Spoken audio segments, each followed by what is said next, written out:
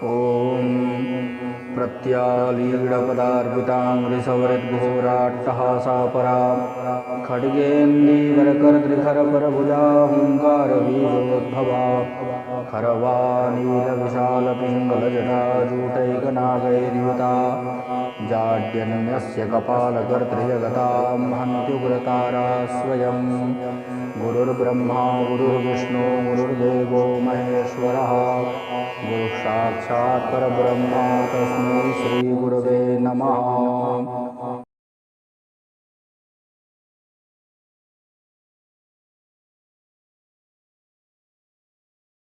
नमो नमः। मैं डॉक्टर चंद्रेश उपाध्याय, वेद विभाग श्री उग्रतारा भारती मंडन संस्कृत महाविद्यालय से आज आप सभी के समक्ष निरुक्त लेकर उपस्थित हुआ हूँ। आज हम निरुक्त ग्रंथ के प्रथम अध्याय का पाठ सुनेंगे और उसके अर्थों को समझेंगे। तो ग्रंथ को यदि साथ में रख लें तो ज़्यादा अच्छा है। सर्वप्रथम ये है, ध्यान में रखने लायक है कि निरुक्त क्या है। निरुक्त वेद का अंग है। वेद के अंग और कौन कौन हैं? तो वेद के 6 अंग होते हैं: शिक्षा, कल्प, व्याकरण, निरुक्त, छंद, ज्योतिष। तो वेद के इन 6 अंगों में निरुक्त का स्थान अपने आप में एक स्थान रखता है। तो कहते हैं निरुक्तम श्रोत्रमुच्यते। निरुक्त जो है वो वेद रूपी जो अंग हैं उनके अंगों में कान, श्रोत्र, कर्ण का काम करता है। तो यह जो निरुक्त शास्त्र है यह निघंटु के ऊपर भाष्य किया हुआ है यास्काचार्य जी के द्वारा। निघंटु जो है वैदिक शब्दकोश है और यह वैदिक शब्दकोश 5 अध्यायों में विभक्त है। 5 अध्याय में विभक्त है, जिसमें से प्रथम से 3 अध्याय तक जो है निघंटु कांड है। उसके जो है चौथे अध्याय में नैगम कांड है और 5वें अध्याय में दैवत कांड है। उसी प्रकार उसकी व्याख्या जो निरुक्त है, उस निरुक्त में 12 अध्यायों में यही विषय प्रतिपादित किए गए हैं। और शब्दों से अर्थ को कैसे निकालें, माने पदों से, वैदिक पदों से जो निघंटु में प्राप्त पद हैं, उन पदों से अर्थों को कैसे निकाला जाए, कैसे समझा जाए। क्योंकि निरुक्त जो है यह मानता है कि किसी भी शब्द को जब तक उसका अर्थ न करें तब तक उस अर्थ को या ऐसे ही छोड़ना नहीं चाहिए। उस अर्थ को ज़रूर स्पष्ट रूप से समझ लेना चाहिए, माने व्युत्पत्ति अवश्य करनी चाहिए। तो हम प्रथम अध्याय की तरफ बढ़ते हैं। प्रथम अध्याय में प्रथम पाद में सर्वप्रथम जो इनका सूत्र है, पंक्ति है, समाम्नायः समाम्नातः सव्याख्यातव्यः। समाम्नायः इति पदेन, तो समाम्नायः इति पदेन गवादिर्देवपत्यन्तः शब्द समुदायः। समाम्नाय क्या है? तो गौ से लेकर के देवपत्यंत जो शब्द समुदाय है वो समाम्नाय है। आम्नाय का एक अर्थ वेद भी है। तो वेद के द्वारा, वेद के मंत्रों के द्वारा यह जो कोश है इसको ही समाम्नाय कहते हैं। अच्छा, कहते हैं समाम्नातः। समाम्नातः माने यह जो वैदिक शब्दकोश है इसको हमने एकत्रित कर लिया। हमने अर्थात मंत्रार्थ परिज्ञानाय ऋषिभिः ग्रंथीकृता। मंत्रार्थ के परिज्ञान के लिए ऋषियों के द्वारा ग्रंथीकृत किया गया। मंत्रार्थ के परिज्ञान के लिए, अच्छी प्रकार से उसके ज्ञान का अर्जन करने के लिए ऋषियों के द्वारा ग्रंथित किया गया।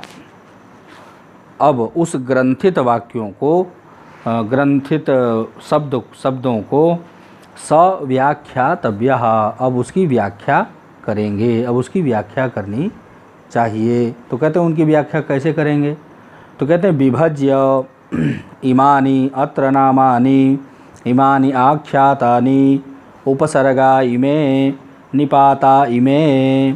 इसमें हम विभाग कर देंगे कि ये नाम हैं, ये आख्यात हैं, ये उपसर्ग हैं और ये निपात हैं।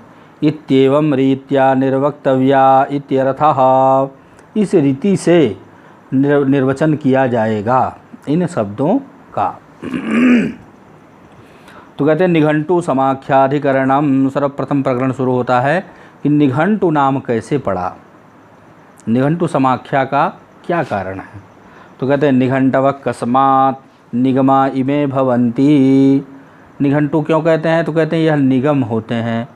निगम का तात्पर्य क्या है? तो कहते हैं निगमनात्, अच्छे प्रकार से यह निगमन होते हैं, अच्छे प्रकार से समझ में आते हैं, इसलिए इनको निघंटु कहा जाता है। इसमें लिखते हैं निघंटु शब्द से का व्युत्पत्ति ही। तो कहते हैं इत्यर्थः उत्तरयति, उत्तर देते हैं कि निश्चयेन निगूढ़ार्थाः परिज्ञाताः सन्तो मंत्रार्थान गमयन्ति ज्ञापयन्ति इमे।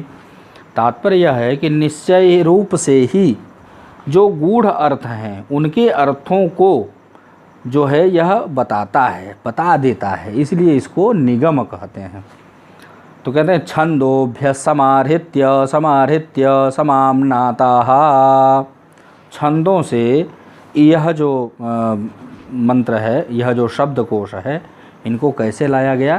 तो कहते छंदोभ्यः एते गवादयः, छंदोभ्यः छंदों से मंत्रों से क्या किया गया? समाहृत्य समाहृत्य समाम्नाताः, आहरण मतलब ला करके बटोर बटोर करके उनको समाम्नात किया गया। समाम्नात का मतलब एकत्रित किया गया।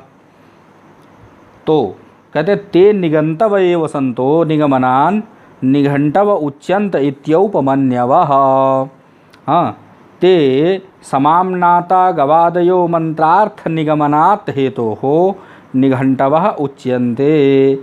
यह जो समाम्नात गवादी से लेकर के जो देवपत्यंत शब्द समुदाय है, यह मंत्रार्थ निगमन के हेतु के कारण, इस हेतु से मंत्रार्थ निगमन कराते हैं, इस हेतु से निघंटु कहे जाते हैं। अच्छा, फिर कहते हैं गकार स्थाने निगंतु, निगम जो शब्द है इसमें ग के स्थान पे घ, गकार स्थाने घकारं कृत्वा, और त निगंतु त के स्थान पर तकार स्थाने टकारं कृत्वा निघंटु शब्द सिद्धि ही। अच्छा, इसको ऐसे सिद्ध कर दिया इन्होंने निघंटु। कहते हैं आपने कैसे सिद्ध कर दिया, कोई सूत्र है? तो उस सूत्र के लिए बताते हैं कि उसी को निरुक्त कहा जाता है। कैसे कहा जाता है, वो कितने प्रकार का है? तो कहते हैं कि वर्णागमो वर्ण विपर्ययश्च द्वौ चापरौ वर्ण विकार नासौ धातोस्तदर्थातिशयेन योगः तदुच्यते पंचविधम निरुक्तम। कहते हैं कि वर्ण का आगम माने समय पड़ने पर, आवश्यकता पड़ने पर वर्णों का आगम कर लेता है। वर्णागमो वर्ण विपर्ययश्च, वर्णों का विपर्यय कर देता है, वर्णों को बदल देता है।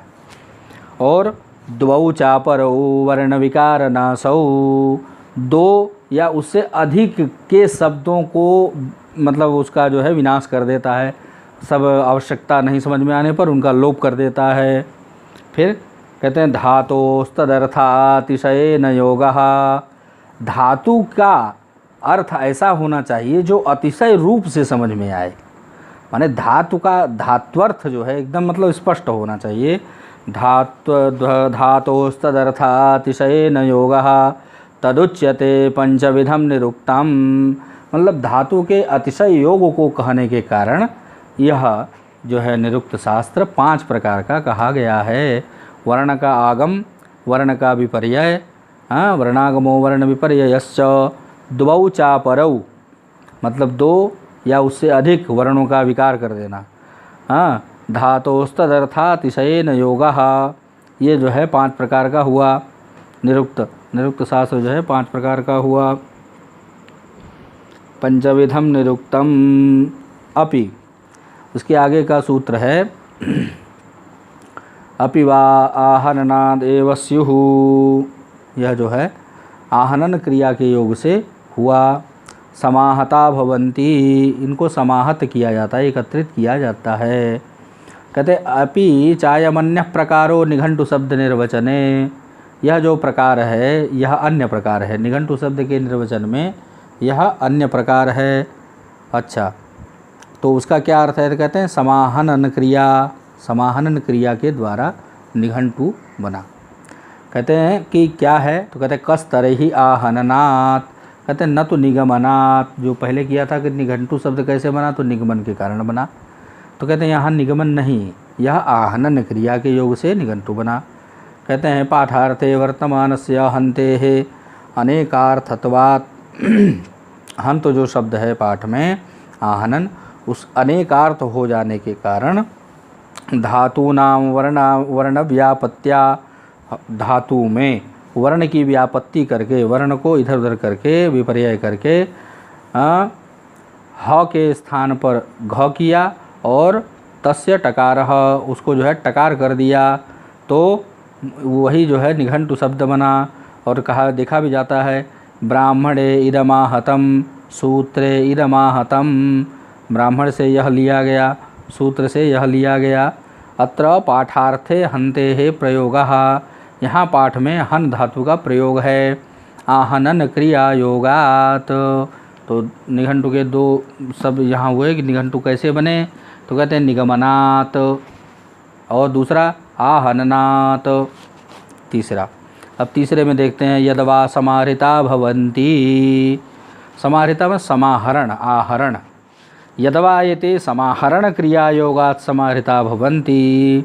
ये जो है समाहरण क्रिया के योग से समाहृत होते हैं, एकत्रित होते हैं। कहते छंदोभ्यः ततः समाहर्तवः सन्तो निघंटवः उच्यन्ते। ये समाहरण होने के कारण इनको निघंटु कहा जाता है। कहते हैं एवं एष निघंटु शब्दः, यही जो निघंटु शब्द है ये गमेरवैकोपसर्गात् हन्ति हरतिभ्यां वा निरुक्तः। वही जो हन धातु है उसी का यह रूप बन जाता है, समाहरण, समाहनन और निगमन। तो कहते हैं कि इति निघंटु पद निर्वचनम, यही जो है निघंटु के पद का निर्वचन है। निघंटु क्यों बना? तो निघंटु बनने के 3 कारण, एक निगमन क्रिया, एक समाहनन क्रिया, एक आहरण क्रिया। 3 क्रिया, मतलब 3 प्रकार से यहाँ निघंटु शब्द को बताया गया है। कहते वह जो निघंटु है, वह जो निघंटु शब्दकोश है, वह जो है नाम आख्यात उपसर्ग निपात इन 4 भेदों से बटा हुआ है। कहते तत्रैतन्नामाख्यातयोर्लक्षणं प्रतिसन्ति भाव प्रधानमाख्यातम सत्व प्रधानानि नामानि। कहते हैं यह जो नाम और आख्यात है इसका लक्षण उपदेश कर रहे हैं कि भाव प्रधानमाख्यातम, आख्यात में किसकी प्रधानता होती है? भाव की। भाव प्रधानम आख्यातम, भाव प्रधानः यस्मिन्, जिसमें भाव की प्रधानता होती है वह भाव प्रधानम, वह क्या है? आख्यात है। फिर कहते हैं सत्व प्रधानानि नामानि, सत्व जिसमें प्रधान होता है उसको नाम कहते हैं। सत्व क्या है? सत्व द्रव्य होता है। द्रव्य क्या होते हैं? द्रव्य में कौन कौन और आते हैं? तो कहते हैं लिंग, संख्या और वचन, ये भी इसमें जो है आते हैं सत्व में। कहते हैं भाव प्रधानम आख्यातम, भाव की प्रधानता होती है आख्यात में और सत्व की प्रधानता होती है नाम में। तो इसके आगे हम देखते हैं इसका भाष्य जो है तत्र तस्मिन् लोकवेद प्रसिद्धे परचतुष्टये ये तावन्नामाख्याते तयोस्तावदेव तदवक्ष्यमाणं लक्षणं प्रदिशन्ति उपदिशन्ति आचार्या इति वाक्यशेषः। कहते हैं कि यह जो नाम आख्यात उपसर्ग निपात रूप से लोक में चाहे वेद में प्रसिद्ध यह जो पद चतुष्टय है, यह पद चतुष्टय नाम आख्याते नाम आख्यात रूप से। तयोः तावदेव तद्वक्ष्यमाणं लक्षणं प्रदिशन्ति। इसका लक्षण आदेश कर रहे हैं कौन? आचार्य लोग कि नाम आख्यात किसको कहते हैं। तो कहते हैं ऋषयोप्युपदेशस्य नान्तं यान्ति पृथक्वशः लक्षणेन तु सिद्धानाम अंतम यान्ति विपश्चितः। कहते हैं नाम आख्यात का यह जो है दोनों पंक्ति में है समाहार। कैसे है? कहते हैं ऋषयोप्युपदेशस्य नान्तं यान्ति पृथक्वशः। कहते हैं कि जब तक उसके अर्थ की सिद्धि न हो जाए तब तक जो है अर्थ को छोड़ना नहीं चाहिए, शब्द को छोड़ना नहीं चाहिए। कैसे? कहते हैं लक्षणेन तु सिद्धानाम अंतम यान्ति विपश्चितः। क्योंकि लक्षण के द्वारा ही उसका जो अर्थ स्पष्ट है यही विपश्चित लोग करते हैं, विद्वान लोग। विद्वान लोग किसी भी पदार्थ को बिना लक्षण से युक्त किए, जैसे गौ शब्द की सिद्धि करना होता है तो गो में शासनादिमत्वम गौर लक्षणम इत्यादि तमाम लक्षण से लक्षित करते हुए गो शब्द की सिद्धि करते हैं। तो नाम और आख्यात का यह जो लक्षण पंक्ति में कहा गया कि नामाख्यातयोर लक्षणम प्रदिशन्ति, तो कह रहे हैं कि लक्षण जो शब्द यहाँ कहा गया था उसी का यह कह रहे हैं कि लक्षण क्या है। तो लक्षण वह होता है जिससे किसी भी पद पदार्थ की स्पष्टता होती है, उसको कहते हैं लक्षण। उस लक्षण से वह पदार्थ स्पष्ट रूप से बोधित होता है, अन्य जगह नहीं जाता है। जैसे श्रृंगत्वम कहने से गाय का सींग तो होगा ही, बैल का भी सींग हो जाएगा, भैंस का भी सींग हो जाएगा। इसलिए यहाँ जो है लक्षण से गौ का अलग एक लक्षण करना आवश्यक है। तो आगे बढ़ते हैं। कहते हैं भावः। भाव क्या है? तो भाव माने क्रिया। वो क्रिया क्या है? कहते हैं पाक, त्याग और राग, यह तीन क्रिया होती है। पाक माने पकाना, राग त्याग, ये त्याग माने छोड़ना, ये माने क्रिया के रूप में हो गई। कहते हैं यह जहाँ होती है सयत्र प्रधानम, यह जो प्रधान होता है जहाँ, कहते हैं गुणभूता क्रिया तदिदम भाव प्रधानम आख्यातम। कहते हैं यही जो है आख्यात कहा जाता है, जहाँ पर क्रिया की प्रधानता होती है उसी को आख्यात कहा जाता है। कहते हैं आख्यात जत्वात्। आख्यात जत्वात् मतलब आख्यात से उत्पन्न होने के कारण। आख्यात जत्वात्, आख्यात से उत्पन्न होने के कारण नाम लक्षणम पश्चात उच्यते।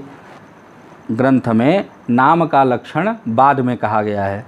जैसे लक्षण बताते समय सबसे पहले आख्यात का लक्षण बताया गया है, फिर नाम का लक्षण बताया गया है। तो नाम का लक्षण बाद में क्यों बताया गया? तो पंक्ति है कि आख्यात जत्वात्, क्योंकि सर्वाणि नामानि आख्यात जानी भवन्ति, आगे आएगा अभी। तो कहते हैं सभी जो नाम हैं वो आख्यात से ही उत्पन्न हैं, इसलिए आख्यात का लक्षण पहले किया और नाम का लक्षण बाद में कर रहे हैं। कहते हैं लिंग संख्ययोः अत्र सद्भाव इति सत्वम। जहाँ पे लिंग और संख्या भी सद्भाव रूप से रहे उसी को क्या बोलते हैं? नाम कहते हैं, सत्व कहते हैं। तो सत्व माने हो गया नाम। नाम में क्या चीज़ होता है? तो कहते हैं लिंग, संख्या, वचन और सत्व, ये चीज़ें रहें तो उसी को कहते हैं नाम। जैसे रामः कहने पर इसमें राम रूपी पुरुष, लिंग और एक वचन, यह भी सिद्ध हो रहा है, तो ये हो गया नाम। गच्छति माने क्रिया, माने भाव, क्रिया। गच्छति गमन मतलब पहले प्रारंभ करने से लेकर के समाप्ति पर्यंत तक की जो क्रियाएं हैं वह सब आख्यात से कही जाएंगी, यही अंतर है। कहते हैं तद्येषु प्रधानम गुणभूता क्रिया नामानि एव तानि। कहते हैं कि लिंग और संख्याओं की जो क्रिया है वह जिसमें प्रधान होती है वो उसको नाम कहते हैं। आगे कहते हैं कि तद यत्रोभे भाव प्रधाने भवतः। इन दोनों में भाव की प्रधानता होती है, माने नाम और आख्यात जो दो शब्द हैं इन दोनों में आख्यात जो है प्रधान है। क्यों? कहते हैं कि अथ पुनर्यत्रैते उभे भवतो वाक्ये तत्र आख्यातम प्रधानम गुणभूतम नाम। आख्यात जो है उसमें प्रधान होता है और नाम जो है उसमें गौण होता है, गुणभूत होता है। एवं तावद आख्यातम वाक्ये प्रधानमिति फलितम। इसीलिए वाक्य में रामः गच्छति, इस वाक्य में गच्छति जो यह आख्यात है यही प्रधान है, नाम जो है इसमें गौण है। अब इसके आगे का पाठ हम लोग फिर से करेंगे आगे। धन्यवाद। नमो नमः।